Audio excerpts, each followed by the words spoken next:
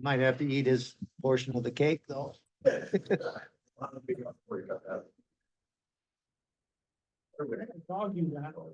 Yellow lab, British. And so he's full grown, he's 57 pounds. That's right, as big as. They're a lot smaller and everybody thinks he's a puppy yet, but you know.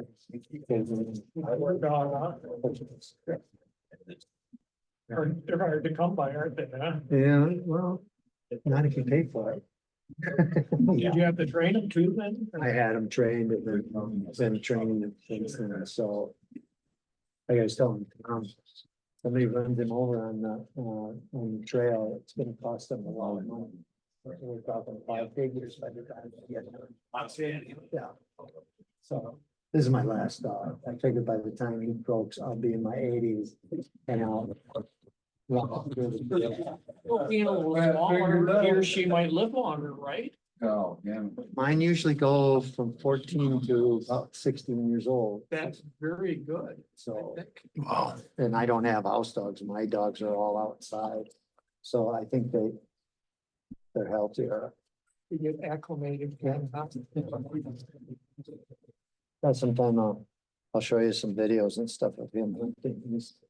So it's quite I tell you what, he walks out of his kennel and his nose is in the air and he can smell rabbits about 100 yards away. Isn't that amazing that they can do that? I heard something, now they're using dogs down at the border looking for drugs. Almost exclusively now. They're so good. Yeah. And It's just unbelievable. It is. Were they part of The it? drone stuff up. How did they? Whatever, but that just. Another DEI hire. Another DEI hire. Yeah, exactly. My God. The name? I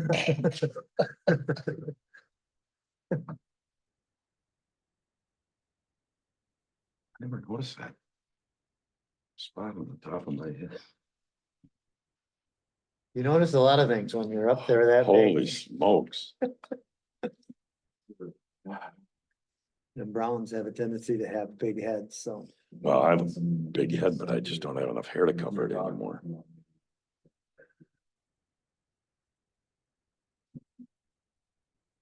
Okay, good. That's still going there, so.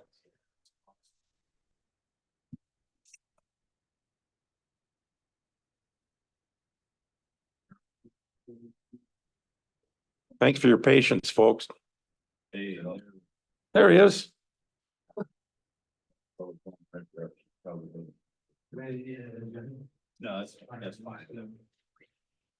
Did you try to call me? I did. Thank you.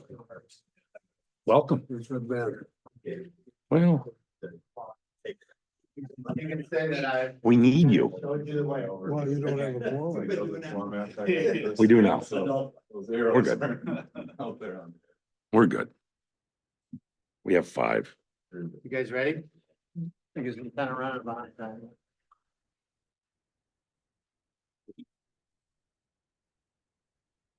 Okay, you guys will have to turn your.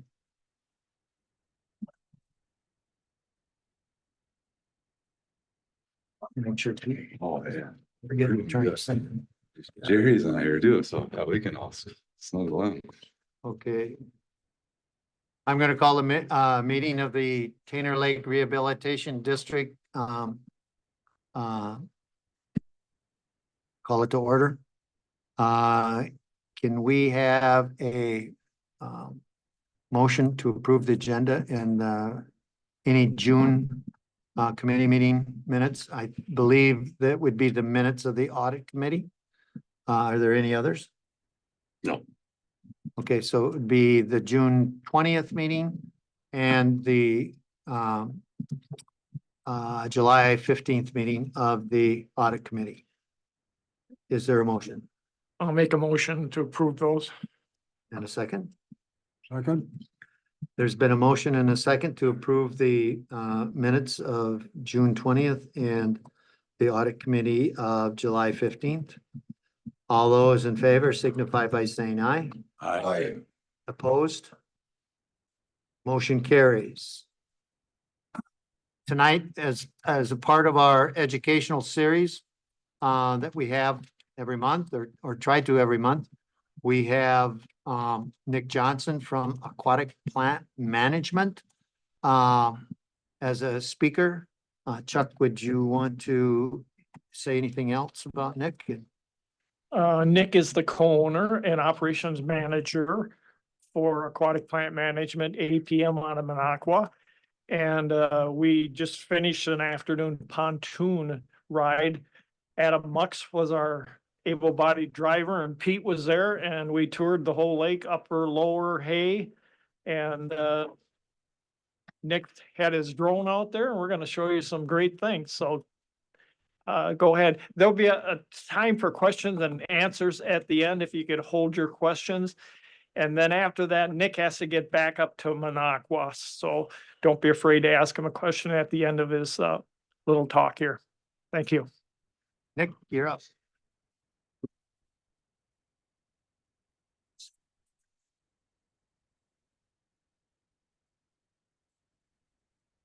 Hello, everyone. My name's Nick with Aquatic Plant Management, as Chuck said, and we specialize in managing aquatic plants, typically invasive species issues, but we do a lot of projects with just nuisance native plants due to water quality issues, things like that, and our kind of services that we offer are everything from dive-based management of aquatic plants, which would entail what we call traditional hand harvesting, which is divers using either snorkel or scuba equipment, diving within the lakes, selectively removing invasive plants, leaving the native plants, allowing those to flourish and kind of reclaim some of those areas. We do chemical application as well for when things get a little out of hand in terms of growth, where the divers may not be able to keep up with it. Then we also offer mechanical harvesting. So each tool within the aquatic plant management toolkit has its place within any given system, and there's generally not a one size fits all solution, specifically when you're dealing with invasive aquatic plants, but also, our nuisance native plants as well. And so with a lot of our projects, there's a little bit of a component from each of those service lines that goes into it. In one area where we may be talking about tens of acres of coverage with an invasive plant, we may use chemicals, whereas in another area of the lake, it's just kind of sporadic growth here and there, these kind of pioneering colonies of whatever plant. And in those cases, we'll use the divers. And in some instances, chemicals or the divers are just not a viable option. And I think that for the situation that Tainter is dealing with, that's probably going to be the best course of action to maintain navigation within some of the different areas of the lake. The fact that you're in a system with moving water makes chemicals kind of an option that just really isn't going to work real great. You wouldn't be able to maintain the contact exposure times that are necessary to control most of these aquatic plants. And then another big hurdle is the regulatory hurdle. The DNR is pretty chemical averse, as are many homeowners on a lot of lakes. But if they were to approve something, it's going to be pretty limited in terms of what type of acreage and where they'll allow you to do it. Whereas utilizing something like mechanical harvesting, it's going to give you a lot more flexibility in terms of where you can use it, how much you can remove, and maybe there's an area that the DNR may deem a sensitive area. Well, they're not going to give you the green light on chemical usage. However, something that's a little less impactful, like mechanical harvesting, may be a solution that they'd be more willing to approve. So today, as mentioned, we went out for a boat ride around the lake and just kind of checked out some of the different areas that are being impacted by the excessive aquatic plant growth. And from what I understand, it's kind of a dynamic system, at least in this last year, we had a kind of weird winter and spring and really dry. And then all of a sudden this late spring, early summer got a ton of rain. And so it sounds like that there's a decent amount more moving water going through the lake, which may be impacting the distribution and density of some of these aquatic plants. That there's some colonies popping up in areas where they hadn't previously been located. And on the flip side, some areas that would generally be kind of choked out by some of these large colonies seem to be kept open a little bit from the current coming through there. So just wanted to kind of dive a little more in depth into mechanical harvesting and kind of what it is, what the equipment's like, where it's useful, what the results of it look like. I think that's an important thing to kind of illustrate for everybody. So on this TV here, I've got a handful of photos that kind of demonstrate what a mechanical harvester looks like.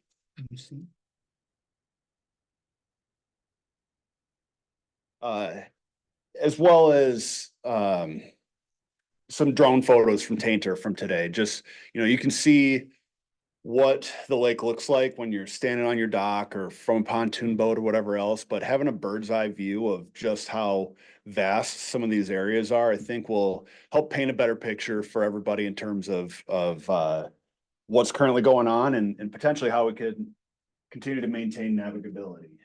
So this is a mechanical harvester right here. The kind of guts of it, it's like a combine of sorts. So there's a cutter head at the front.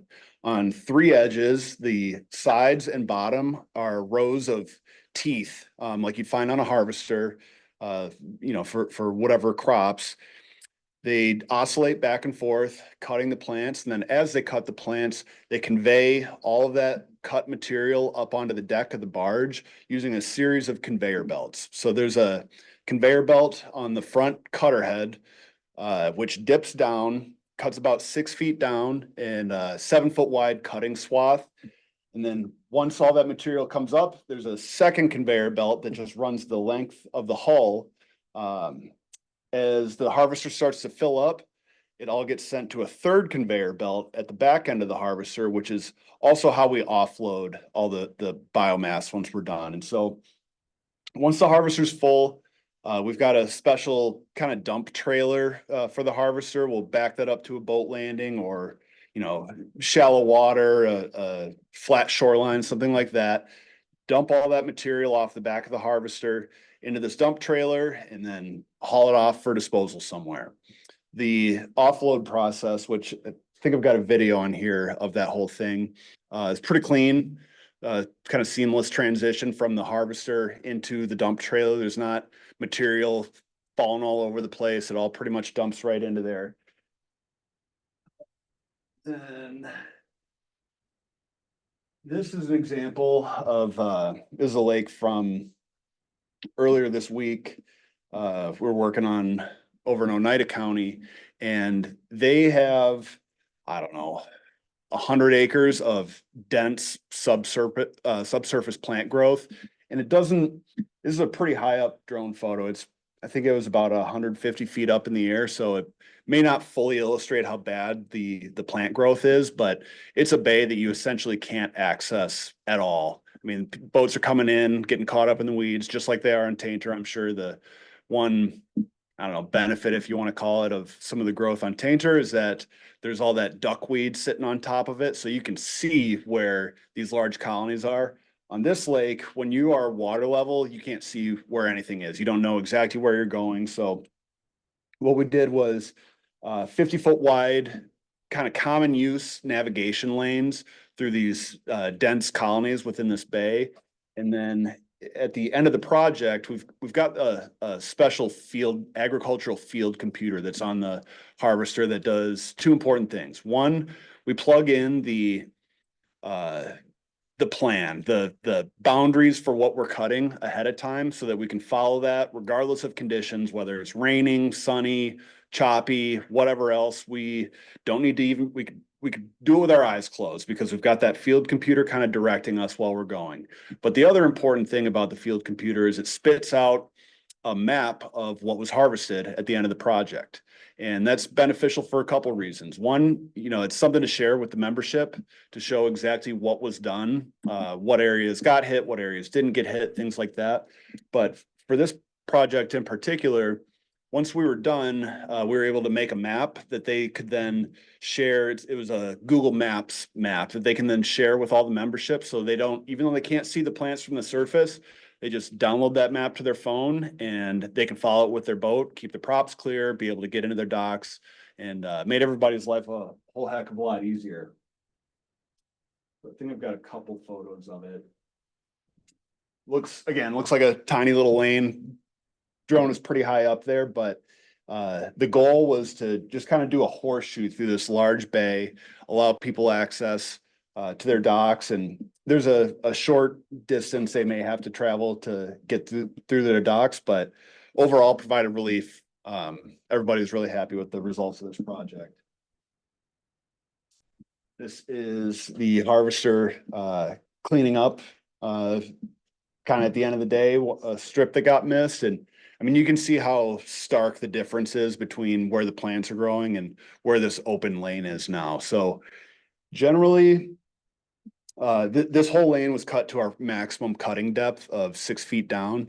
And generally on most systems, you can expect a growth rate of about a foot a week for a lot of aquatic plants. And every lake system is different. Some may be faster, some may be slower. And that's something that we can certainly take into account during the planning phase is, we'll schedule an initial cut, but that second cut, if it occurs, we'll set a date, pencil in a date, but it's going to be fully dependent on what's actually happening within the lake in terms of when that second cut commences.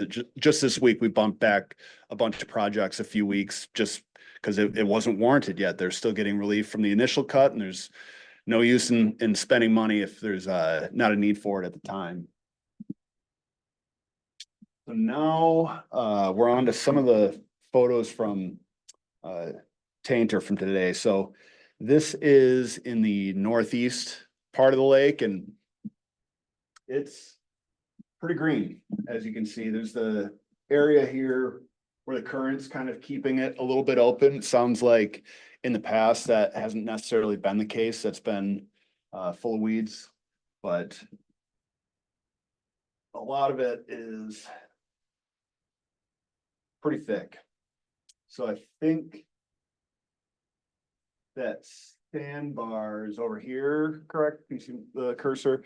So pretty well closed in, from boat access. I'm sure there's some areas, if you know where you're going, you can get in there, but one of the things that'll have to be talked about as this plan progresses is just what is access to these areas going to look like? How wide do we want to make the lanes? Is it a horseshoe in there? Is it direct lanes? All sorts of things, and plenty of time to start thinking about them. Obviously, nothing's happening this year, so just another shot here. This is still in that kind of northeast area. So is the green on top of there, is that duckweed or is that cyanobacteria starting? That's mostly duckweed. Duckweed's a pretty good indicator for where the plants are growing right now, because it's kind of all that subsurface aquatic plant growth is just trapping the duckweed. So it's really highlighting it, which I think assists in the illustration that these drone photos are doing. Another shot here. I think I was about 200 feet up for these.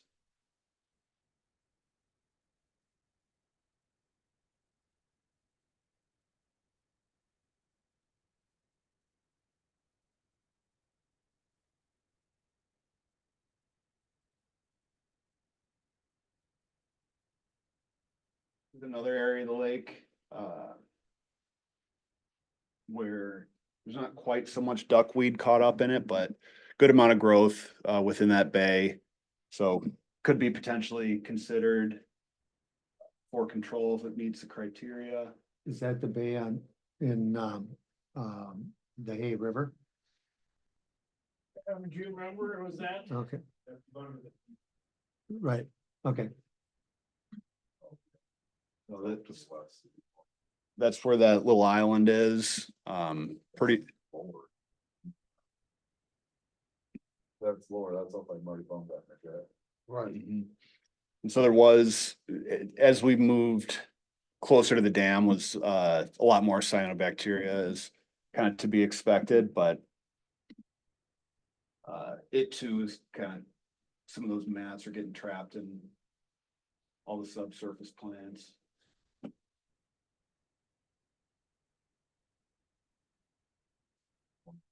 Yeah, that's the last one we went into down on Lower Tainter, if I remember. 25 in the background. Yeah, you guys were by my house. Did you see my wife if she's out on the deck or? I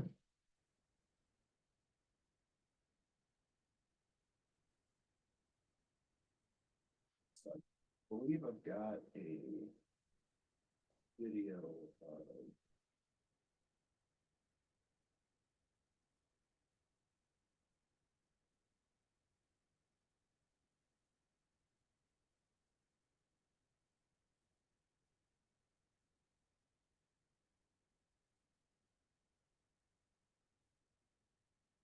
Guess we're not watching the video, but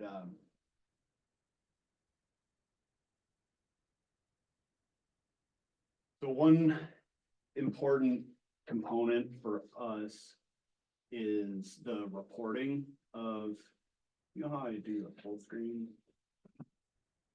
Yeah, right there. One important component for us is the reporting of any work that gets done, and this is just an example report from one of our projects over near Minocqua, where it's a very large project. We did 95 days there last year, covering several hundred acres of dense Eurasian water milfoil growth.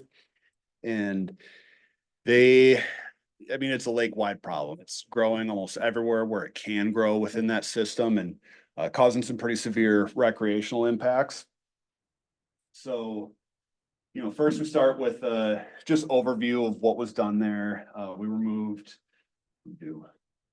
about 130,000 cubic feet of Eurasian water milfoil. And that's the removed biomass. So, I mean, it's a absolute mountain at the landfill of invasive biomass, which is great. And, you know, for a system like Tainter, where you're dealing with excessive nutrient inputs, obviously the agriculture in the area is kind of a big source of that, and there's not a whole lot you can do. However, one benefit of harvesting versus, say, chemical treatment is with chemical treatment, all the biomass that's targeted, that's killed by any sort of chemical application, is then going to just decay within that body of water and further contribute to the nutrient load within that body of water. Whereas with harvesting, you're removing all of that biomass. It doesn't get a chance to die and decay and contribute to that nutrient load. And, you know, as I'm sure most of you are aware, part of the life cycle of a lot of these aquatic plants is senescence, where they kind of try to reproduce, and anything that doesn't get the chance to reproduce just drifts around and decays. And the harvesting helps with that, certainly. You know, whether I can't say whether the harvesting would have any sort of meaningful impact on the nutrient levels within Tainter, just with how big the lake is. And, you know, would have to do a lot of harvesting to really see any sort of impacts there, but it's certainly not hurting. So just kind of some maps here, showing the different sites. Here we have a breakdown of how much was removed within each year of the project from each site or each area of the lake. And then the general outline of the harvest results. So you can see that in August, we got the most biomass. Well, that kind of makes sense as the water temps start to climb over the course of the summer, plants start to grow faster, you're going to get a lot more material, and then tapers back off as the water level or water temperatures start to cool down. Also did a chemical treatment on this lake. So then we've got a bunch of maps breaking down the different harvest areas by site, if there were different visits within different months, where did those occur, how much was removed from each time. This is all stuff that's generated by that field computer I mentioned, that's kind of tracking our harvesting efforts. But it's all good stuff to know, because as a project develops, especially if it's potentially a multi-year effort, you want to understand which sites, which areas of the lake may be most conducive to harvesting. And there's a lot that goes into that. It's what's the proximity to a boat launch for offload of the material? What's the density of the plants there? What's the impact to recreation or navigation? I mean, that's the ultimate goal is to provide some relief there. So it's probably not a whole lot of sense in harvesting some tucked away bay where there's the closest house is 100 yards away. So looking at all this data at the end of the season can better inform any sort of future management efforts.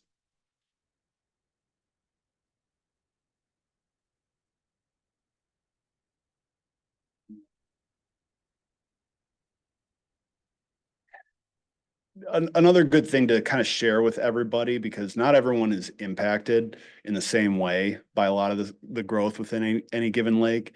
But a good thing to share and be transparent about is what was the site selection criteria? Because people are going to wonder, why did my neighbor have the area cleared in front of his place and mine didn't? There's got to be pretty black and white criteria set forth so that it doesn't look like there's any sort of favoritism, going on during the planning of the process. You want to focus on the common use areas, any area, because no association, no district has unlimited funds. So you need to be smart with your money, and not just your money, but everybody's money. So whatever efforts are undertaken should be done in a way that's going to benefit the most people as possible with that given bucket of funds. I think since those videos aren't going to work, apparently, that's about all of my supplemental material. Does anybody have any questions? Audience, is there any questions from the audience? The question is, Mm-hmm. right now, there's a local individual that's advertised to do shoreline cleanup Sure. and use mechanical means to do it Mm-hmm. rather than, like you said, chemical means. Why aren't more people required to do that if they're part of the problem? When you're observing and looking for your area that you're gonna get, I realize you want to get the most for your bang. But there's a lot of areas that need to be cleaned up and never get addressed because the landowner just doesn't worry about it. Sure. Yeah. And I think that's a fair question. That's a tough one. You can't force people to do anything really. And so, as much as you want people to be involved and do their part, and go ahead. Speak into the microphone. Maybe I can help you out. It's like Nick said, it's a tough question. Now, anybody that out there that has shoreline that has weeds on it, the first 30 feet are yours. You can do what you want with them. That's why these companies are using, it's Donkey, right? That's why they're using them. They just don't want to clear that area themselves. They're hiring out Donkey to do that, and that's perfectly legal. But Donkey can't go out more than 30 feet. He has to stay within the 30-foot boundaries. Now, as you remember some of the pictures, not each shoreline is exactly the same. Like some, because of the currents and the 10 inches of rain we had in June, are pretty clear by their dock area, so there's nothing to do, and some aren't. So it really kind of varies, and for us to say, well, we're gonna do your dock because it's bad, and we're gonna do your dock because we like you, and we're gonna do it's kind of real tough decision that all these factors have to go into. There's not one real answer for it. But I saw that thing with Donkey on Facebook and I thought, they're not taking advantage, but they're using their business to pick up the first 30 feet along the shoreline. But you, as a resident owner, can do that yourself. I'm tired of it, so. Yeah, Good job. yeah. Someone that's professional and everything. And Brad, it's, like I don't have weeds every year on my property, but every year I get the die off of weeds. Last year I threw 10,000 pounds with my wife, son-in-law, and daughter up on the shore. So, these weeds are gonna be moving pretty soon now, if they're not moving now. I have a question. Do you have any idea how many lakes in the state right now are doing some sort of mechanical weed harvesting, chemical treatment, dredging, like either what percentage of the lakes in the state are doing it or how commonplace is this, I'm asking? Dredging, much less common. There's a lot of regulatory hoops to jump through to get any of that done. And then a big hurdle for dredging is just the cost. I mean, to do a relatively small area, you're still talking about hundreds of thousands of dollars potentially. So most groups don't have that sitting around in the coffers. So dredging less common, certainly does happen. Mechanical harvesting, pretty common. We have 3 harvesters that are busy pretty much full time. And if we had the time, would be busier even more, but it's aquatic plant stuff can be pretty boom and bust, just because it's so impacted by weather patterns, conditions, what the seasons look like, things like that. So there's a handful of lake groups that have purchased harvesters on their own in the past, and some of them get a successful program off the ground. Most of them do not. They've got a large upfront cost with the purchase of the equipment. You got the maintenance of the equipment, and it's a full-time job almost, depending on how many pieces of it. Somebody has to drive it. Well, Somebody has and to that's haul the stuff. Yep. the biggest component that lakes struggle with is the staffing of whatever equipment, whether they're trying to set up their own in-house dive program or harvesting, whatever it is. You'll have these off-season meetings, end of the year, have your annual meeting, and there's going to be 20 hand raisers saying, yeah, I'll drive the thing. And come June, it's just crickets. Yeah. There's not a single person. Uh-huh. It's nice out there. It wants to be on the pontoon and not working on hard. Exactly, yeah. Yeah, and so, they'll sit because of that, or Lake in Minocqua spent 300 grand on a new harvester, and then the next year didn't even get to use it because the weeds didn't grow. It's Yeah. like, it's a gamble, certainly. If harvesting is going to be certainly a component of your long-term strategy, I mean, looking 10, 15 years down the road, could be worth entertaining that if you think that you can keep up with all of the different components, the staffing, maintenance, things like that. But most lakes find it easier just to hire it out as needed. So then you talk about Minocqua, and obviously it's really well known for how busy it is in the summer, Mhm. how important that is to the local economy. Is that something that are these projects always being funded by a lake district or a lake association like ourselves, or is the county stepping in or a local municipality stepping in to pitch in because they know it helps Mhm. bring a lot of business in too? Mhm. So it's mostly self-funded by the associations and districts.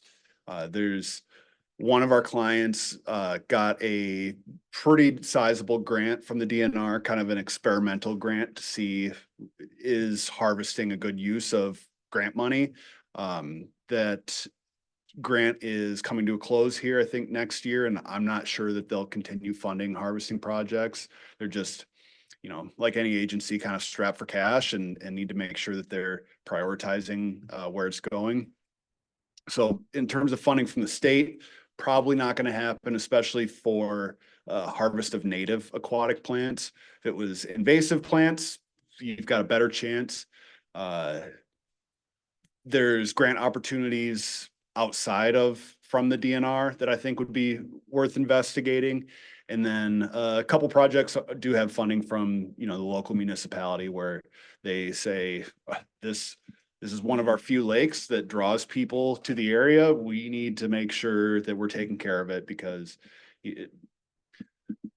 aquatic ecology problems without a doubt will impact local tourism. I mean, if some of those, you got an Airbnb in one of the areas on Tainter that's just blocked in by duckweed and pond weeds and cyanobacteria, well, it's probably not going to see a whole lot of business if people know exactly what's going on there. Sure. I'm just gonna add something. There's no grant money available for what we are proposing on hiring aquatic plant management for $39,000 next year. There's no grant money for that. The only grant money that I'm aware of is part of the recreation and boat facility grant program, where if we buy a brand new harvester, we could possibly get up to 50% on that purchase. But Rice Lake spent $261,000 on a brand new harvester this year. And I believe they got 50%. Some years there's more money in the coffers, like Nick was talking about, some years not. There's no guarantee you're gonna get 50%. Harvesters are very expensive. I mean, you can spend up to $500,000 on one. So, this isn't an easy decision for myself and or Adam or anybody on the committee and the board and all of you. It's just a necessary evil. And it's gonna be ongoing. Yes.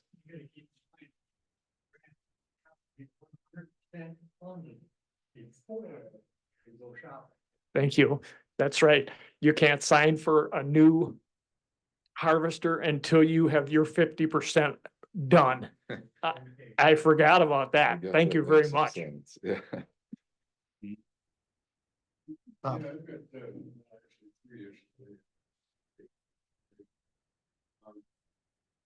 Like, one thing, do you do this to like, kind of, slowly over a period of time alleviate the weed problems? I've heard in some cases when you do that cutting, it actually like accelerates growth. So Can you slowly get out of the cutting? Oh, yeah, so it fragments generated by the act of cutting is a necessary evil. We do our best to collect those as they float up, but there's a lot of stuff going on underwater with these different plant colonies that are growing. And so just as you cut, there's going to be stuff that floats to the surface. It'll kind of clump together. And then once it's matted up, we'll just turn the harvester around, pick it all up. I would be less worried about the native plants that are in Tainter spreading to other areas. I mean, there's already a current that's going to move things around and, winds and whatever else. But generally when the spread of a aquatic plant becomes a consideration when planting one of these is when we're talking about some of the more highly invasive species like Eurasian water milfoil is the big one, curly leaf pondweed, which you do certainly have. So in those cases, there's a density and distribution threshold where if it's below that, we're going to say, harvesting is not the best tool for this. This is where, like going back to the different tools in the toolkit, if it's say under an acre, we may say, let's send a team of divers to take care of this. It's going to be a lot more precise. Importantly, leave the native plants to kind of outcompete some of those invasives. But once you cross that threshold and and these invasives are more widespread throughout a lake, harvesting becomes a viable option. So. Yes and no. So one of our projects, we did kind of this study where they had heard from another lake group that cutting Eurasian watermill foil late in the season, like in October, they saw a decrease in density the following year. And so they wanted to try that. And so we spent almost a month cutting these large colonies of Eurasian watermill foil into October to see what would happen. Is it going to change the density at all? Is it going to stay the same, increase? We saw a very slight decrease, but it's hard to say whether that was due to the cutting or just environmental conditions. So things like curly leaf pondweed, where you have those turions, like reproductive structures, you can slow down if you consider the bottom of the lake in those curly leaf colonies like a seed bank of sorts. Like every year, those plants are dropping those turions, contributing more and more of what functionally acts as a seed to the seed bank. Well, let's say even if you did a chemical treatment, what happens often is you do a chemical treatment, kill every single growing curly leaf plant in the lake. Those turions are still down there from the previous plants, and they'll sprout up and kind of take their place. So if you can pause the addition of turions to that seed bank, in theory, you can then slow down the rate of return as you start to exhaust those turions, because they're going to start tapping into previous years' additions in order to grow that next season. A long-term study, this is all like purely theoretical. They've done studies with chemical usage on that show a pretty clear trend that way. But in terms of the harvesting impacting that, completely theoretical, there'd have to be a long-term study done to. Nick, I'm just gonna add that one thing, one district on our area, Chautauqua Lake Protection Association, has a chart out there from the annual meeting. And they have had success slowing down curly leaf pondweed, whereas their 2023, I want to say it might have been like 48 million pounds or whatever it was. And in 2016, it was probably 2 or 3 times that. But as Nick says, there's so much is weather driven, and there's just not a lot of studies out there on there. Your plan to attack area something or basically put names to. Well, I think that's something that needs to be kind of established, by everybody. What are the goals of the project? What are the highest use areas? And then once that's established, obviously there's a funding cap, kind of an expenditure cap where can't exceed this. And so with that time that's allotted, what's the best use of it? So it's something that it is going to be a work in progress for at a minimum the next several months, probably through the winter, just as we start to develop the plan and then trim the fat until we have a kind of final plan for everybody to approve. So it could be clear cutting some areas, could be navigation lanes. What the DNR will permit is also going to be a big component of it. I know there's been some talks with them, and we'll see what direction they go. They can really kneecap some projects sometimes where they say they'll approve a larger area, and then come time for the permit approval, they say, actually, it's going to be 15-foot wide navigation lanes, and you only get one.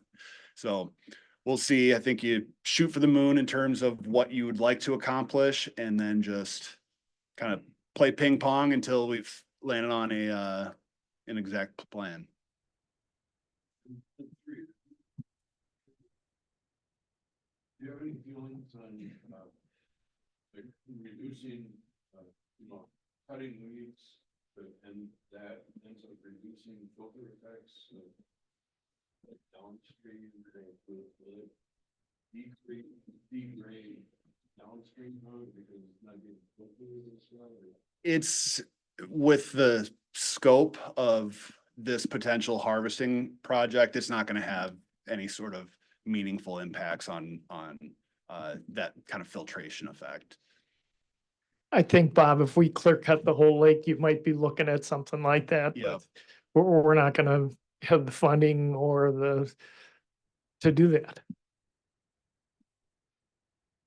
Nick, you identified an awful lot of different kinds of plants today on the trip.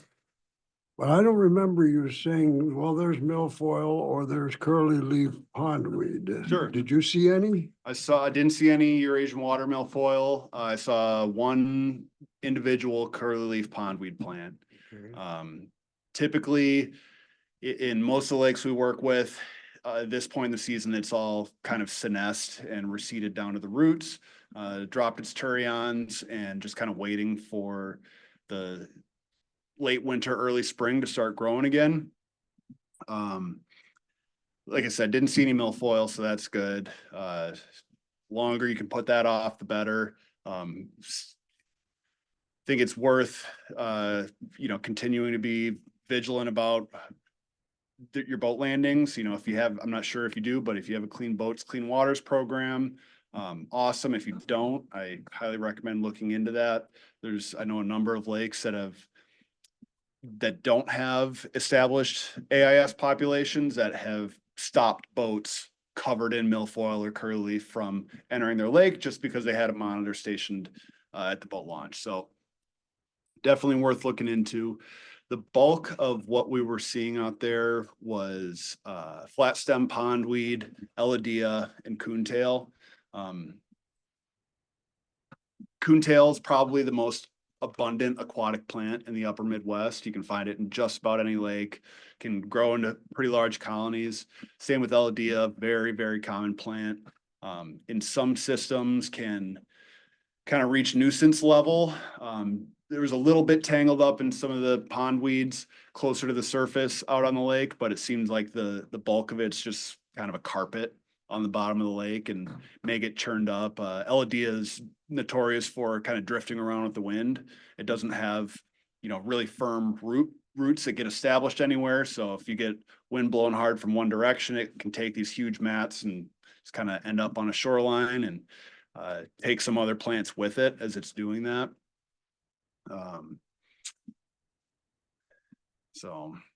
Bob, I looked up the Chautauqua Lake Protection Association, and in their annual newsletter, you can click on it.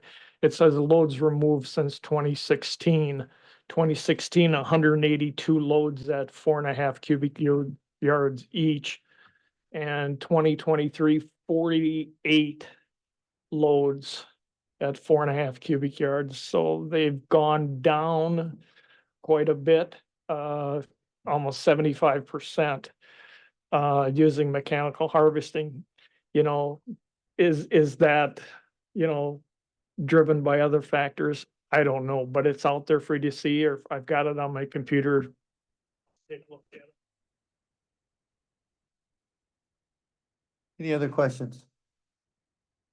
I do believe the DNR just got done with their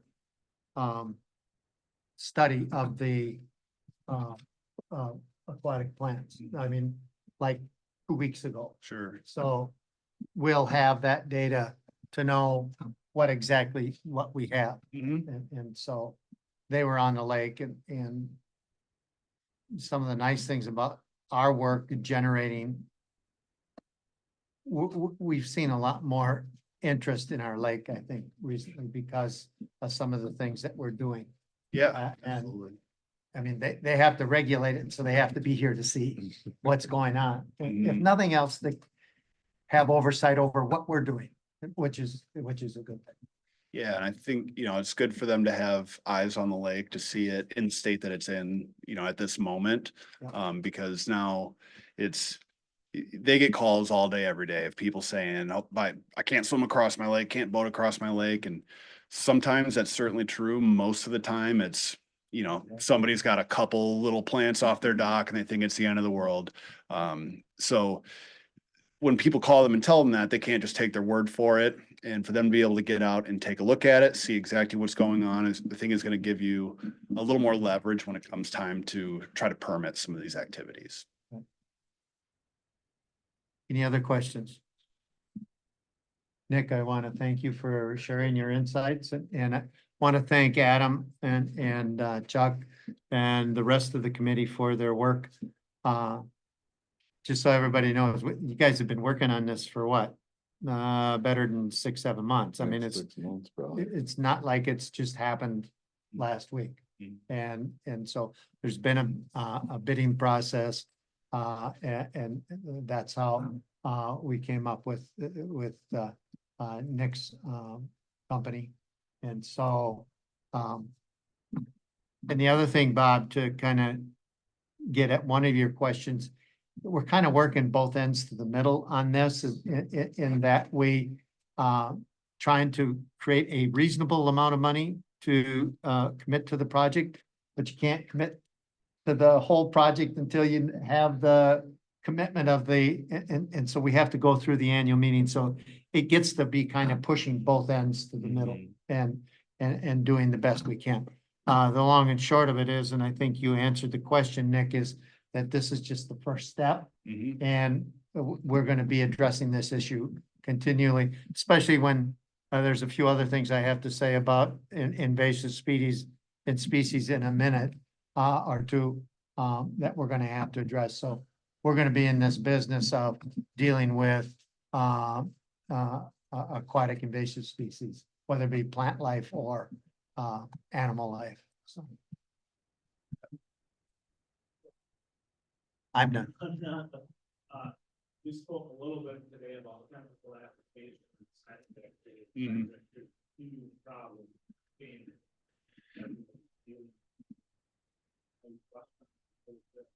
Yeah, so I think that, I mean,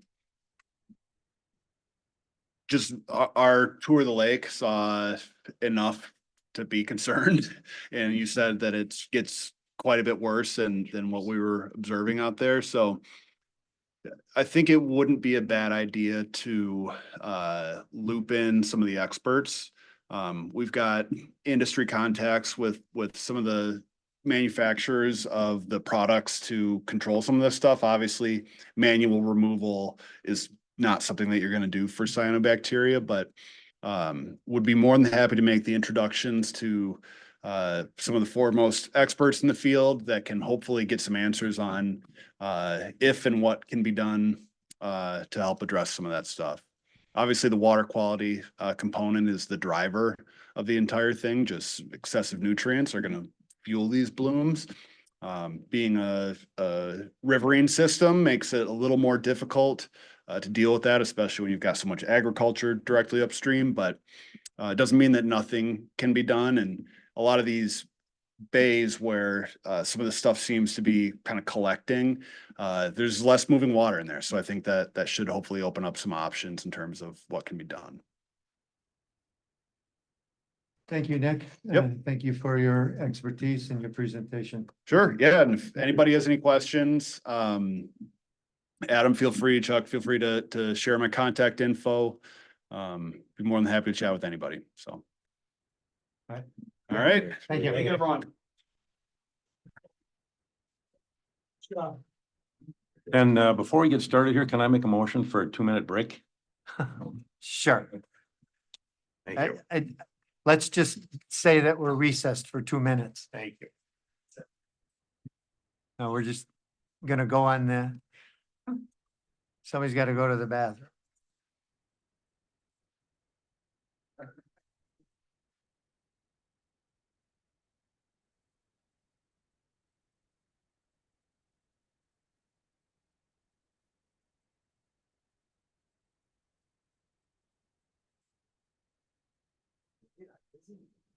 We don't allow Panamanians in this. Pete, turn off your. The red one, the red one. It is recorded. Yeah, it's all recorded. now I'm gonna take that back. Get a copy. Take that back.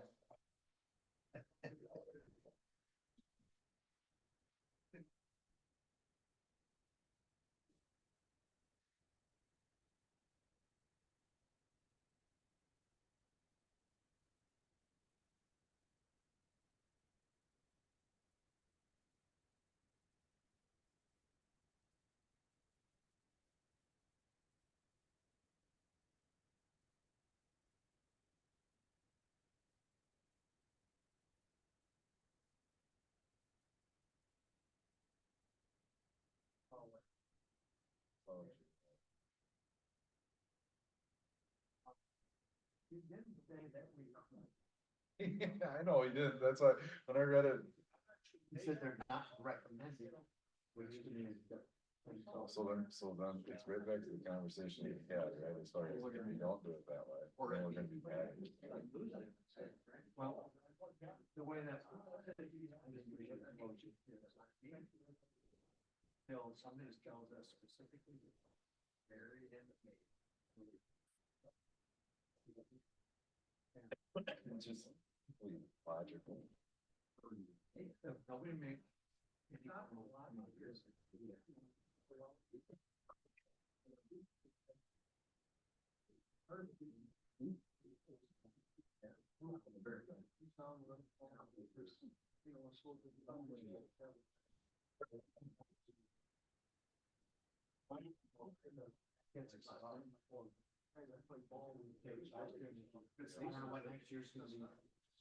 just rolls as you grow, it's a good to take. So that people understand that it's only like. $4,000 to $5,000. It's not a lot of money. It's not. Yeah. You know, it is for operating. Okay. So that means some people do not expect that we can't build the fund. You will never be able to tell. You're not gonna build that. Yeah, we're gonna have a development or some So other we can vehicle. have control over that. Yes, yeah, I agree. That control. Yes, yes, And just came up. Does that make sense? yes, I agree 100%. And then somewhere down the road, if it changes, we can always open it up. Yeah. Or if they don't approve it. Fine, then we'll just. Well, they don't ask them, but every project is gonna be like. Yes, that's, when I read that, it made me mad, because I said, that is the problem with government. That is the problem right there. I dealt with that over 22 years. Then you try to be. What he wrote, it's like, that's what I don't like. So you want us to do it, I don't like, I don't wanna do that. Financial. No, it's just gonna inflate it, it's gonna inflate it.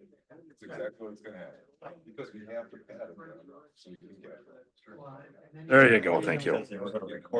Somebody's gonna get into trouble sooner or later, Yeah, no, instead of being honest. it's not a better. Right. It's not a better. I'm gonna call us back to order. And just remember, you guys, we're recording this, and when you're talking, the mic is recording what you're saying. So I hope our conversation was. It's what I believe. It was a good discussion. Recognition of visitors and visitor comments. You're up, Mark.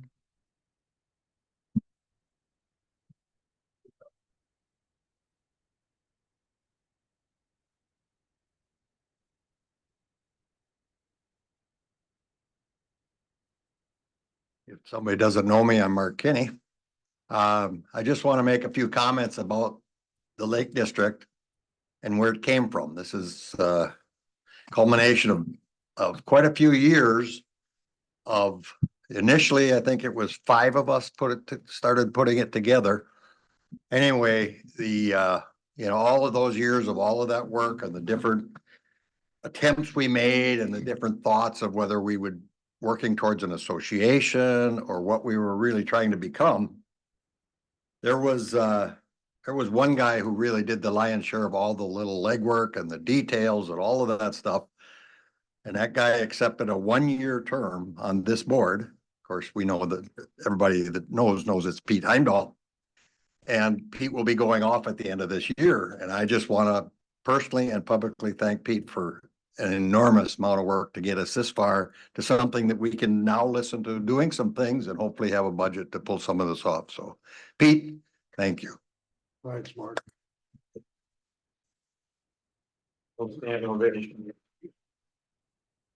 Thanks, Mark. Bob, Brad, guests? Okay. I'll move on with the agenda. Commissioner communication? Does anybody have anything to communicate? Yeah, I do. I attended the Alliance of Dunn County Sports and Environmental Group meeting a week ago Tuesday. And it was very interesting because that we are members of that group, and there are, I think, 9 or 10 other groups like us in the county.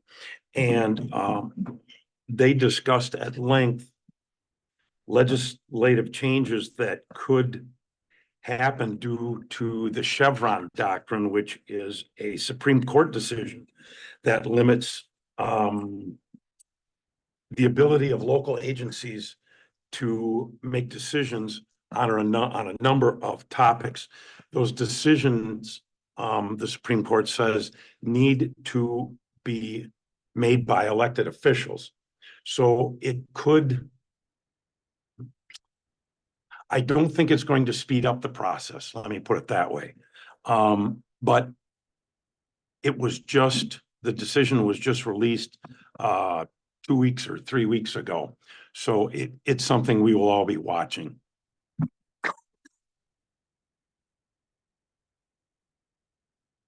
Anybody else? The one thing I would say is I communicate, I met actually today with Dr. Nicole Hayes of UW Stout. And she is one of the professors at Stout with the REU project, where the kids come in from all over the country and they study the water around here. I reached out to her again to have another connection with UW Stout. We talked about the potential of the future, taking and having an opportunity to help with their research, where their research may help us. My goal is to at least be on front end load, what we can say is our need for research, and so that they could help us get some of the preliminary research that would help with leveraging that into the bigger researches, or actually use it in grant writing. So it was a good meeting. Again, just wanted the board to know that we continued, like Tom said, we continue to reach out to other organizations within our area. There are lots of them. We're connected. As far as I know, we're just about connected with every organization that we could possibly connect in some way, form, or another, without having to go to individual Pheasants Forever or whatever meetings. I mean, we're hitting as many as we can. And if some of you people are meeting junkies, let us know, and we can find a couple more meetings for you to go to. Does anybody have anything else? With that, Grant, treasurer's report. Okay, so the balance as of today is $11,034.34. June was a pretty quiet month. We had like $25 in revenue, and then 151 in expenses. So there's more detail in the report that I emailed out. Do you want me to? Our net assets are sitting at 7102, so $7,102 is what nets out on the bottom after revenue and expenses for the year to date as of end of June. Okay. Any questions for Grant? I would entertain a motion to accept the treasurer's report. So move. Is there a second? I'll second. There's been a motion and a second to accept the treasurer's report. As stated, Tom, you have the figures in the minutes, I do. and the minutes reflect those figures. Any further discussion? All those in favor signify by saying aye. Aye. Those opposed? Motion carries. Just so that the audience knows, and we have an accounting system or accounting format that Grant has worked out. So if anybody ever has any questions as to what our expenditures are and they want to see them in detail, first of all, that is public information, just request it. If you need an explanation, Grant is more than happy to sit down and go through that. I just wanted to make sure that people know they had the opportunity to be able to do that. Obviously, we don't spend a lot of money when we have two or Yeah, three checks if written out. anybody's got any questions, just contact me at grant@tainterlakedistrict.org and I'll be happy to go through anything with you. Okay, discussion and action, committee reports and updates, sedimentation. Yeah, we are in contact with Dunn County to explore possibilities. Let me back up. I think by now everyone understands that this erosion and sedimentation problem is going to be quite complicated. So I'm prefacing my further statement by saying that. We're in contact with Dunn County to explore possibilities to get our arms around the sedimentation problem. We need to work on the reduction and hopefully elimination of some of the erosion up the Red Cedar River and Hay River, and then start on the sedimentation problem. We're working on it. It's the best I can say for right now.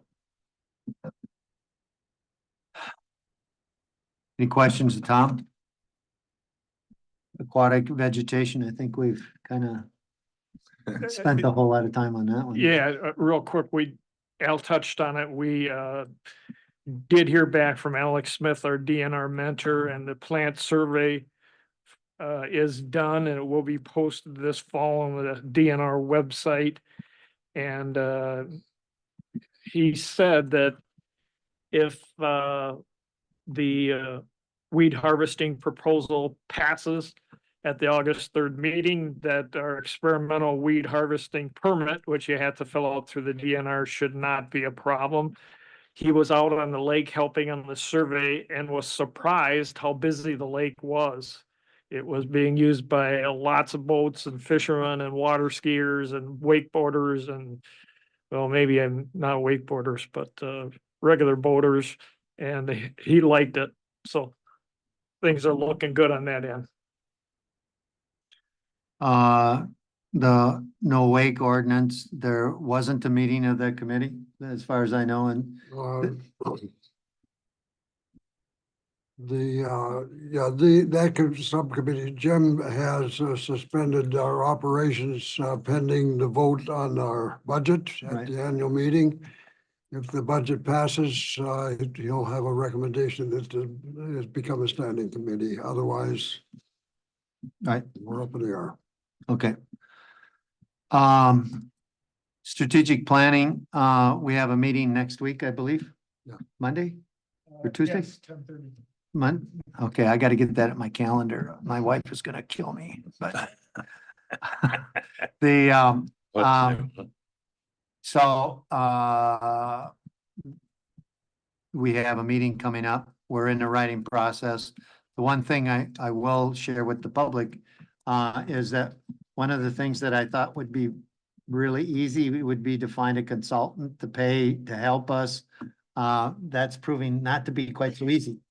The project, because of the complexity of our lake, and to be honest with you, for $4,000, they're not gonna commit a whole lot, to it, but I had a couple of thoughts. We'll be talking about that, at the next meeting. The other thing is a report, I assigned an audit committee, to do an audit of our books. We can either hire an accountant to do it, or we can have a committee, oversee the books. And we, appointed a committee, and that committee went over Grant's books, looked at all the details. It's not hard to look at all the details because there isn't a lot of detail. But we went through all the checks and everything else, found everything in order. We also made some suggestions, and we put those together and have a document that we all signed. And what we'll present that at the annual meeting. So that took place this week. And there's minutes to be posted on that, and they'll be approved at the next board meeting. Anything else on committee reports and updates? Yeah, just so everybody knows that kind of at the annual meeting, then after the annual meeting, we kind of have a reshuffle of what's going on, because obviously much of our work for next year is based on having the resources to proceed with some of the work through the annual meetings. Discussion of the annual meeting, plans and procedures. See the checklist. I sent you a checklist of things that have to be done prior to the annual meeting. And you'll note that quite a few of them are done. But what we do need, I'm meeting next Tuesday with Menominee staff to go over the organ or the meeting or the auditorium and making sure that we have mics and tables and things like that. The mailer has been done. It's been sent to everybody whose address we have through the county. Now, that doesn't mean that somebody moved or sold and whatnot, but we did best we could with the list that we have. The county's not real happy always to send multiple lists throughout the year. So we get kind of one shot at it. And the list we have is from January or February. So, and besides that, not only did we send a mailer to everybody, there is a class 2 posting in the Colfax Messenger. So it's in the paper. Everybody's been mailed a copy who we have addresses through the county. We have it posted on our website. It's posted on Facebook. And that's about the best we could do to make sure that everybody knows that it's there. Jake's, Jake's, Elk Point, and Lamb's Creek Boat Landing. and Lamb's Creek Boat Landing. So all of those, it's all been out there. So the agenda is put together. Every committee chairperson presented their project explanations, which was included in the mailer. Now, what we have to do is line up greeters. We need lists of the property owner and addresses. I think Jerry was going to be my victim for being a volunteer this time, but he's out of the country. So we have to, the way that he did it last year was he took that list of property owners and then separated them out by township so that we could have a Tainter Township table. And then I think there were 2 other tables after that. We need that 3x5 cards. That's an easy, just to stop in at Dollar General, and pens, and the meeting PowerPoint. I have that I'll do that simply because it's easier for me to do that. Unless somebody else has a burning desire to do it. But I will certainly take and include chairpersons, what you wrote and what we put in the mailer, but if you want other information in there as a slide, get that to me right away. I'll be out of town next week, but then the week after that, I'll put it together. So if there's something you want in a PowerPoint, you get that to me and I can put that in that PowerPoint.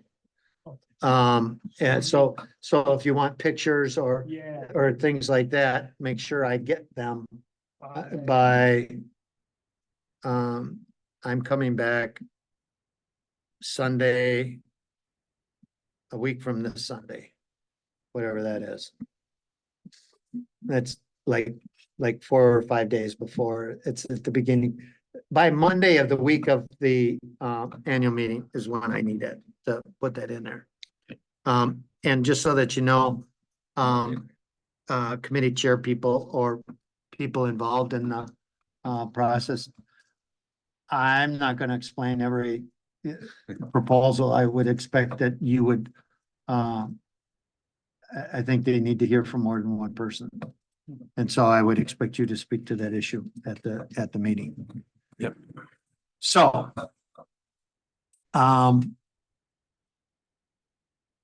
does anybody want to take the list of property owners and I'll shoot you all you have to do is be able to use Excel and I'll shoot you an Excel spreadsheet with everybody's I'll do that. address. You'll do that, Yep. Grant? Yep. Just Okay. email it to me. Now remember, it's not in sheets. I'll make it work. I can speak spreadsheet and Google Sheets and Excel. Very talented. Okay, and I would say if we could get, 2 copies of each township. Yep. And Okay. so that we can verify addresses. Mhm. So there can be 2 people verifying addresses. Anybody want to take 3x5 cards? I can get 3x5 cards and pens, right? Yeah. Now, Pens, What- pencils. we'll talk. Okay. Get the We need cheap, a- We need a color. yeah, just do a color. Yeah, okay, all right. Last year I got them at Dollar General. They got all kinds of good stuff. They got cheap pens and pencils too. Perfect. I have some left over from last year. I'll make sure that you have those. Lineup greeters. Okay, well, how many, we had 4 tables last year, 2 Yeah. people per table. 8, huh? Yeah, my I'll do wife, just volunteered. Okay, so that's 1. I'm on that. Okay, Is that gonna be enough? How many people are gonna need for that? 8. 8? And I prefer that the 8 people involved in that are not us, simply because Oh, I see. we're I got gonna you. we're gonna get ready to do the presentation. What I don't want is the board straggling in because you're registering. Why So, don't you and I work on that and kind of hang out after the meeting on Monday and Okay. figure out how we're gonna do that. if anybody has a burning desire to greet everybody with a smile on your face on 10 o'clock Saturday morning, talk to these 2 gentlemen. Is there anything I'm forgetting?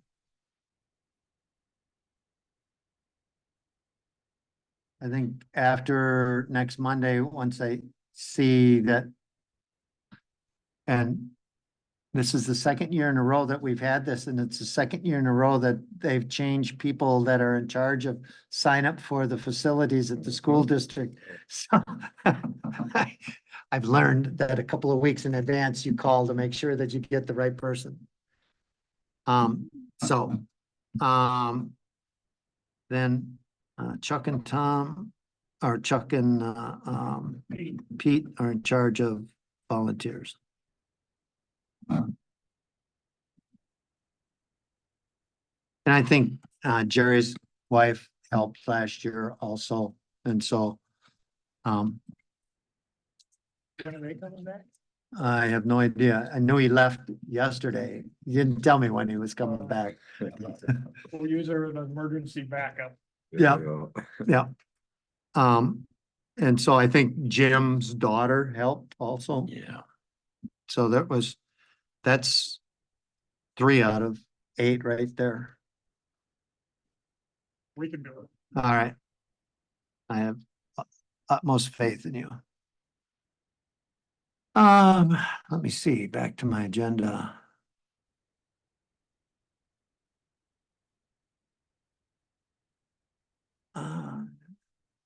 See your registration documents. Did you have something to? No, the only documents that we really need, are those, oh, there is a document. I will get that document to you, Chuck and Pete. There is a sign off sheet. If, in case somebody comes that doesn't have the right stuff, we have them fill out that form that says basically you agree that you're signing that you are in fact a legal elector in the district and that you're subject to the laws and the fines if you're not. I remember that now. Yeah, Okay, I'll make sure that you have a copy of that.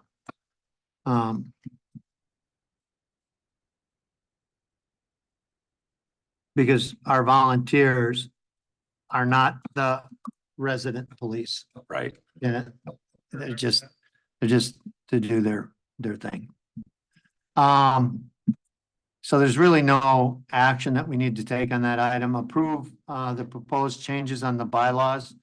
From what Jerry said at the last meeting, there were no changes, or if there were, there was a couple of minor ones that I don't think we'll take action on until the annual meeting. And then he can propose those at the annual meeting and when he comes back from wherever he's at. The approval to establish a non-lapsable fund. And I'm going to turn this over a little bit to you, Grant, to discuss what a non-lapsable fund is and why we're proposing this at the annual meeting. I think, just to keep it simple is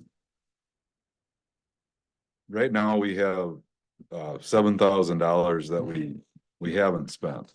And so if you would think about it in business terms, that would be your profit. In a nonprofit organization, it's called gross assets. So what we can do is rather than,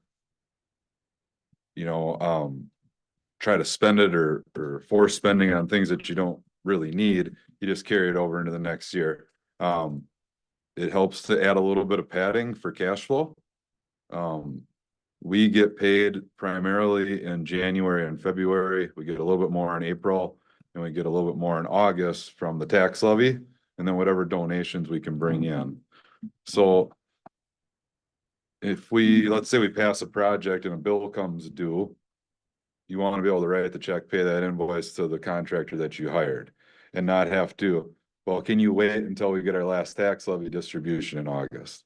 So we're not talking about a lot of money.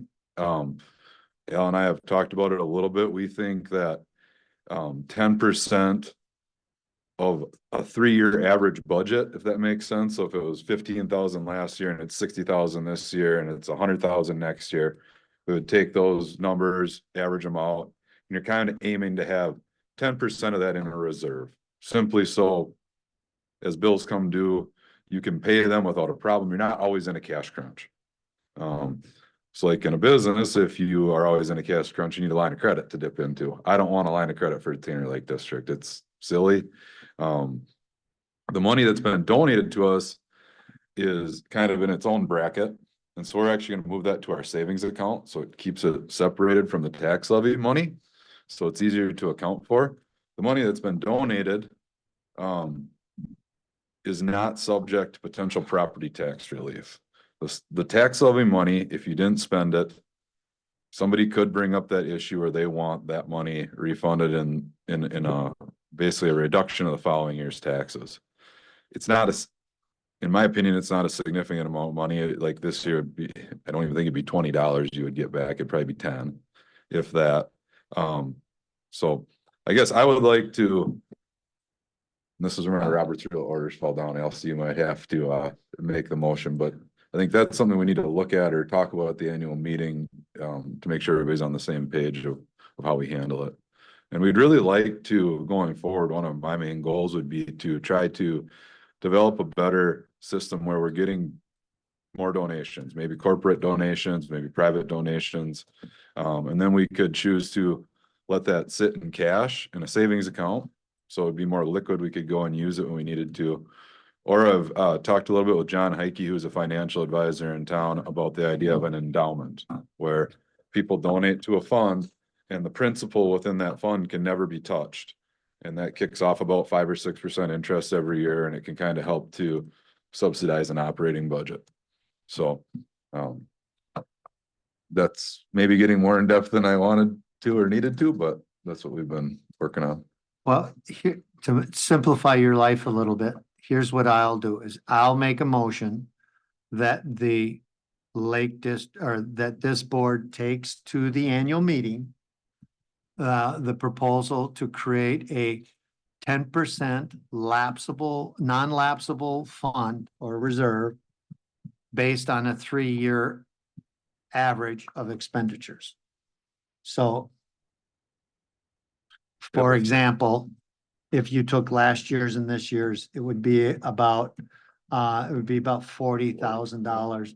So what you're talking about is a reserve of $4,000. Exactly. And so that's what anything above that then would go back into the next year as property tax relief. Yeah. But that allows us to carry over essentially, you know, in this year's example would be about $4,000. Yeah. That's my motion. Discussion? Well, let's get a second first, and then we'll open it up for I'll discussion. second.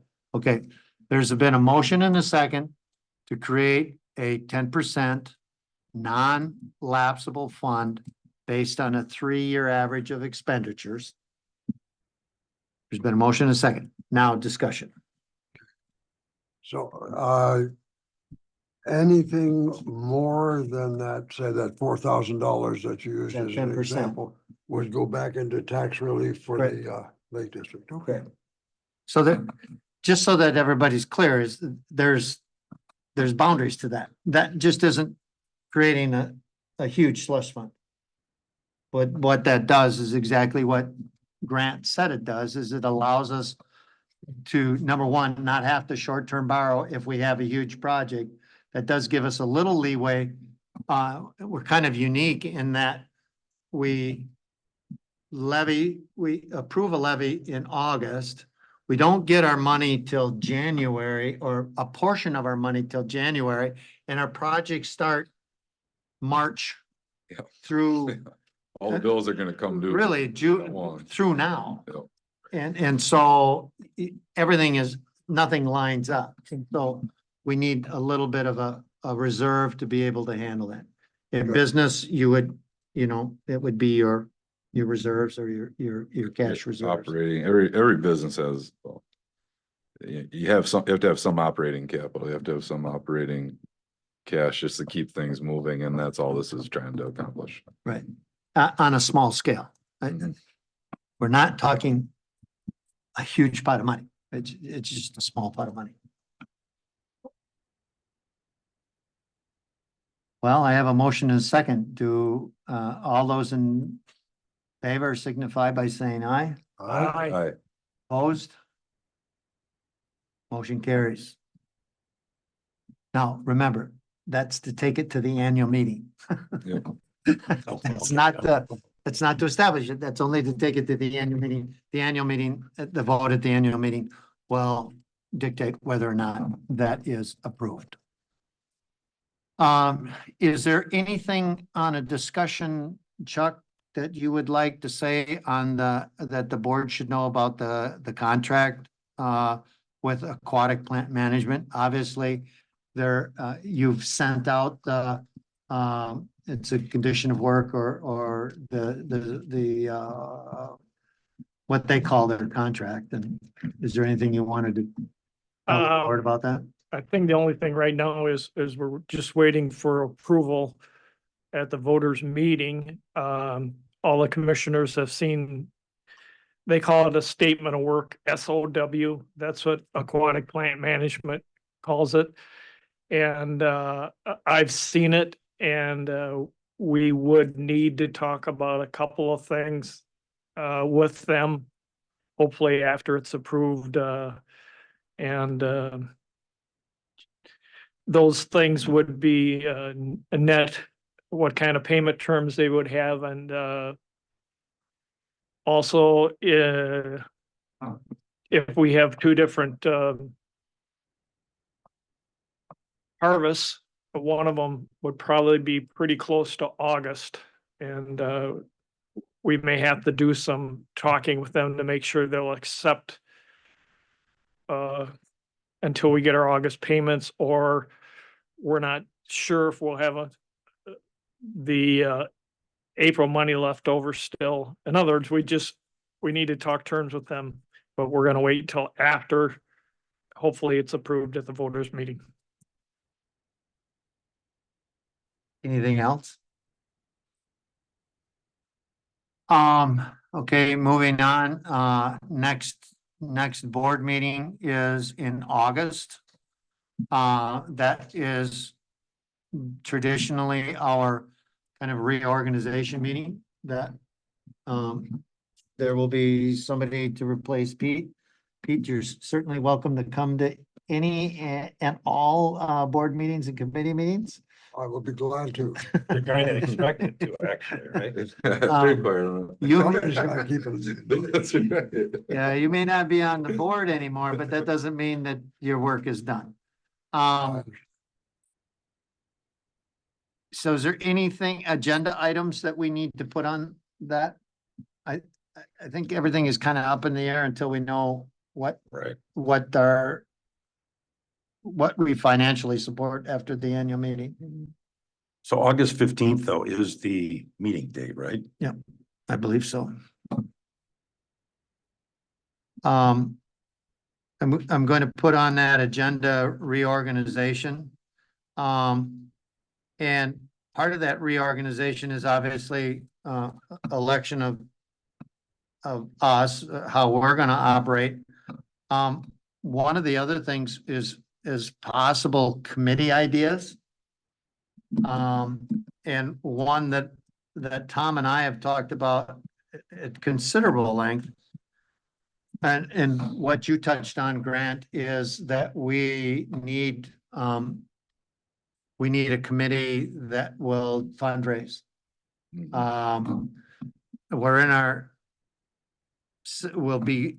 We're finishing up our second year of operation, or year and a half of operation.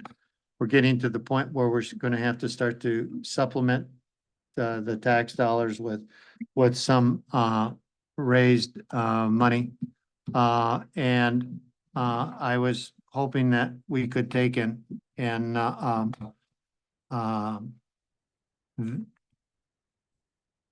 they can and start to be a little more sophisticated in our donor policy, developing corporate sponsors, and to take and start to divide our work so that one of the things that if we're going to want people to donate, I think we have to be specific as to what we want them to donate. It's a lot easier for me to write out a check to put in a buoy, to write a check for a buoy or something like that, than it just to say, well, here's $50.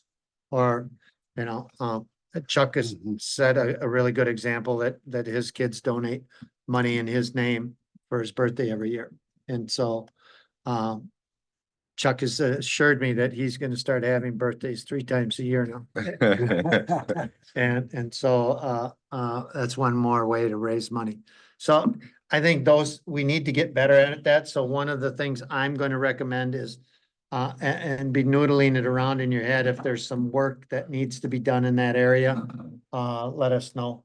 But on the other hand, I don't want to get so committee heavy that we wear people out and implode, and then that the creek gets, a mile wide and an inch deep. And so I think we have to, sustainability is important. Al, could we look at, I know this is another big project, and could we look at cyanobacteria and maybe try to figure out some of the courses, options available for us? That's gonna be part of the strategic plan. So yes, that's Okay. that's built in there. The other thing that I didn't announce is, and I sent it to the board members, but I'm gonna announce it to the public, is the lake does have zebra mussels now. Okay. And so there was a zebra mussel found on Upper Tainter off of Northwest Landing. So that's the what formerly was considered the vegetative invasive vegetative committee now is going to be I would say the aquatic invasive species committee. And so now we got to deal with zebra mussels. Can we loop cyanobacteria in there too? I mean, the reason I say it is because my hope is that the weed harvesting passes this year, and that becomes kind of a annual maintenance thing that we choose to do on the lake. That's my opinion. Obviously, people have the right to their own. And so once we kind of get that system going, I think cyanobacteria, zebra mussels, those things are kind of in that same lane. I don't want to put too much work on you, Chuck, but I know Adam obviously has a passion for it too. You guys have been doing a really good job with what you did. I mean, not to say you're gonna get bored only doing weed harvesting, but One thing is what we want to do as a committee is re-meet again after the annual meeting, the weed harvesting committee. And, we talked about, if it's approved, we need to look at payment terms. We'll have the money, but they may have to wait a little bit for the August payment. We'll have the money. But the other thing is, we need to readdress this, do we want to continue with aquatic plant management? Do we want to rent? Do we want to buy? Do we want to lease? There's a lot of things we have to talk about, but I think we could pick up the aquatic, the zebra mussels. But I would like to stay away from adding the cyanobacteria. Yeah, that's a Needs its separate own- entity. I think it's gonna take all 7 of us to deal Yeah. with that one, Yep. because it's a big enough, it was my hope that the consultant through the grant or through the strategic planning process would give us some steps in that direction as to what we can do. I think our, the carp project and bounties on carp is a step in the right direction. I Mhm. think there may have to be some smaller ones. One of the things that we're gonna have to do through that invasive species committee is to develop a weed harvesting management plan. Yeah, They gave us special dispensation for a year, but after that year, we have to have a plan, Gotcha. a management plan, and that's what Nick was talking about when we're gonna have to provide data to the DNR. We're gonna have to be very specific as to what we yeah. can and what we can't do or what we plan on doing. And so after we get our feet in the water and we kind of learn through this whole process, that writing that second cycle and an ongoing process will be far more efficient and effective. I do have a brick out at the end of my dock. You dangle it down a foot off the bottom, and any zebra mussels, if they're over on our side of the lake, will attach themselves to that. And I don't know how fast they move, but if you think about it, if Lake Monoman had zebra mussels, And then they found the one over the northwest landing, somebody brought it in on a boat or a trailer. Yep. No ifs, ands, or buts. So I don't know how fast they're moving, but I'm watching for it every month. I pull up the brook and take a look. And some of those things, we're gonna have to be reactionary rather Yep. than proactive. And so I don't think we're gonna run out of work. No, no, we're not gonna run out of work, and then it becomes prioritizing it and delegating it, right? So let's go back to the fundraising, the idea of having that being a standing committee, because I do think that's something we need to do. A board member has to coordinate it, is that correct? Or can we delegate that to somebody who's not a board member to be you're in charge of this subcommittee, we trust you, run with it? The answer is yes. Okay. Okay, sounds Um, good. The only thing is, I'd feel more comfortable that there was a board member on the committee. They don't necessarily have to be in charge of the committee, Mhm. okay? I get it, we all have lives, and if you're serving on two other committees, it'd be kind of hard to take another leadership role. That being said, those committees have still, as we appoint those committees, they still have to function with open meetings laws Mhm. and those Sure. kinds of Yep, things. follow all the So rules, yep. it's not like we can say, okay, go off and do this. They have to post their meetings, they have to Mhm. provide an agenda, those minutes, they have to do minutes, and those minutes are approved and then part of our public record. As long as they agree to that, and it's the will of this board to do that, that's Okay. fine. Okay, Well, yeah, I'm just trying to think how we make it manageable for us too, or else it's something like, Tom takes the sedimentation and runs with it, and then I split off and like lead the fundraising, because I just feel like that's a really important thing that we try to chase, and maybe we won't get any results. I don't know, but I'd be willing to, just growing up in the area with some local connections, and I know all you guys have them too, just make that list, go out there and try to make it happen. I'm aware that one of the candidates for my position is very interested in running fundraising. And if he is elected to be on the commission, he'd be an obvious choice for that. If Yep. not, he said he would do it from outside the board. Yeah, so I mean, maybe that's we just wait to see how things shake out at the annual meeting, see what the new board looks like. You'll know after the annual meeting is how that's gonna. I like that, I would Pete. say we should focus on the what and not necessarily the how right now. Mhm. And then once we get to that, I just put it down and so that in the back of your mind, you can figure out what we're gonna be talking about, or when I say committee assignments or whatever, committee creations on the agenda, you know what that means. Yep. And you may have an epiphany Yeah, next well, week. we'll And think so, about it for a little bit. Sometimes the Yeah. light bulb comes on, I don't. right. Can we go back to previous agenda item Sure. about the annual meeting? Right. Got an idea what time we ought to gather?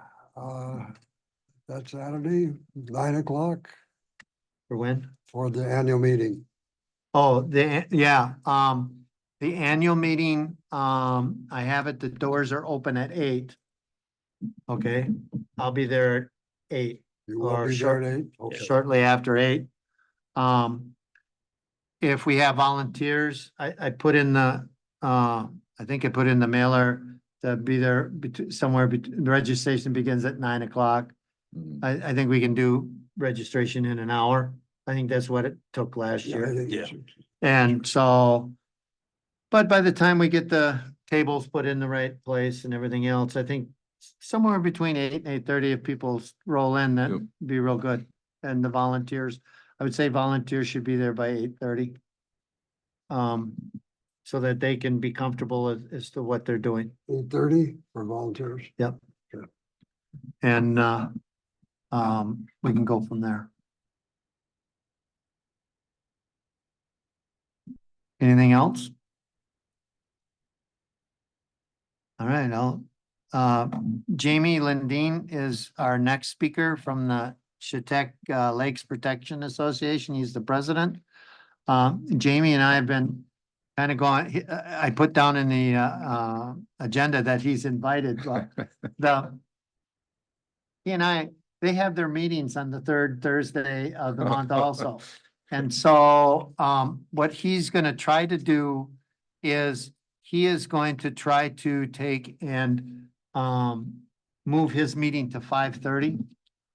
And so we can get him, if we start on time at 5, we can get him done and he can go to his meeting or be at his meeting. That's why he's on the tail end of the agenda even, huh? Yeah, He'll be on the tail end of the meeting now, or not? no, he'll be at Sorry. the first, he'll be the first thing. Okay. For, well, that's, and I told him that it's easier for him to move his meeting back. I don't want to start a meeting at 4:30. Yeah. For people that work and for everybody else, I told him 5 o'clock is pushing the limits as it is. Yep. So hopefully he can spend 20-25 minutes with us and it'll be a Zoom meeting then. Good.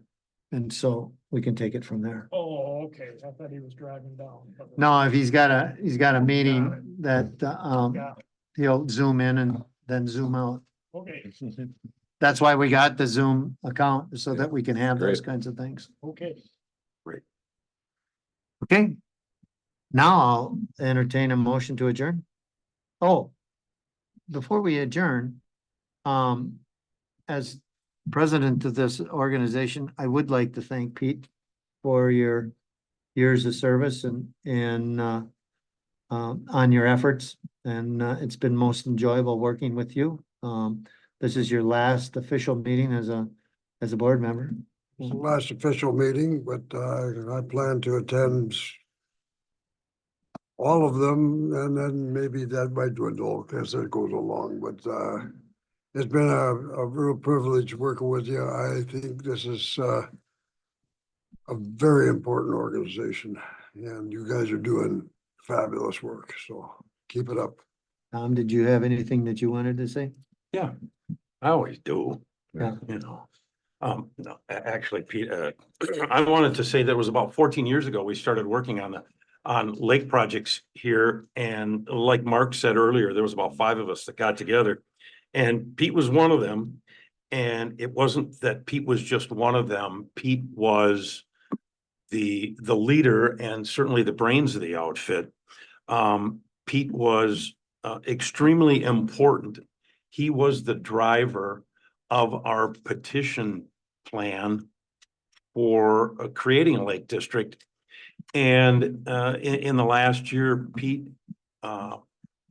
helped out this lake district in so many ways, not only on the Sloan Wake zone, but on the strategic planning and all of those things. And I do not think we would be a lake district right now if it wasn't for Pete. And to celebrate Pete's last night, I got a cake. And I saved a little money on it, Pete, because I knew you'd want me to. And I made sure the message was short and sweet, because if you know Pete at all, he isn't into real flowery things, real wordy things. So it says, "Happy birthday, Joe." And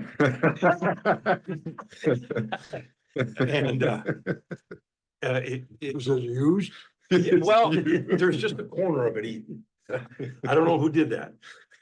Anyway, it's a half a sheet cake because I didn't know how many people would be here tonight. So there are 48 slices. That means we can each have 5 and there'll be a little left over. So I expect you to do your part. Well, that's wonderful.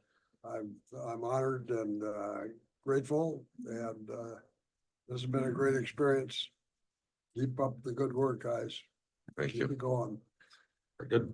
Well, with that, I'll entertain a motion to adjourn to cake eating because we all have to eat 5 pieces of cake. Holy mackerel. Is there a motion? I'll make a motion. Second? I'll second. There's a motion and a second to adjourn. All in favor signify by saying aye. I. We are adjourned. So